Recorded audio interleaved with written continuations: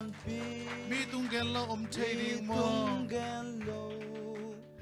ani na ti phum nang na ding na kanuam hi lia malsi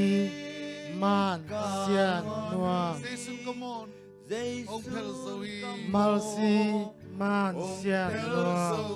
chugen na zia hong hi li nisimin hong lungdam sakhi lungdam sakhi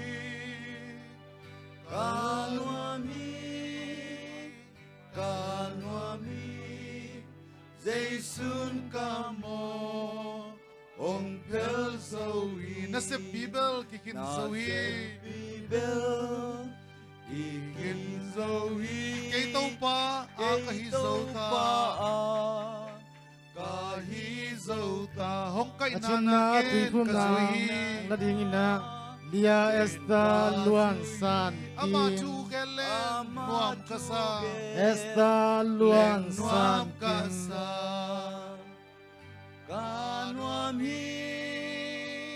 kanwami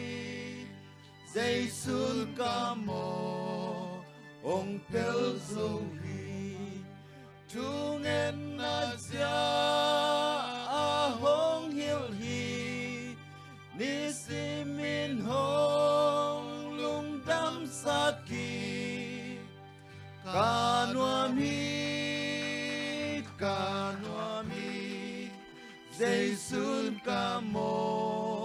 ông phèl dầu hi kalung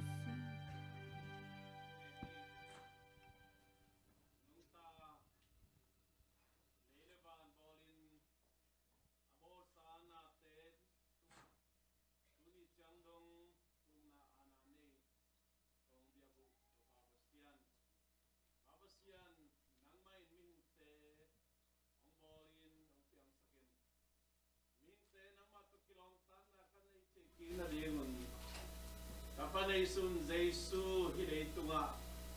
kote mo na tangin sina ang tuwakin tuwan tapa Jesu isip sa te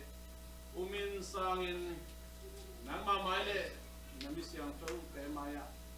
itiam na anay tapa ay zongin marsi ay zongin esta ay zongin ha so papasiyan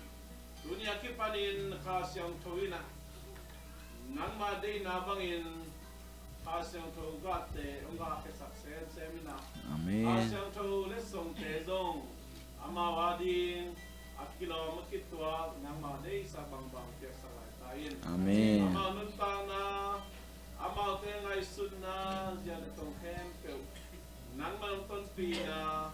kasi kamle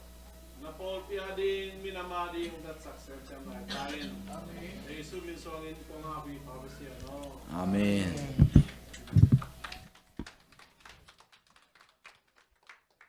lungdam tu nia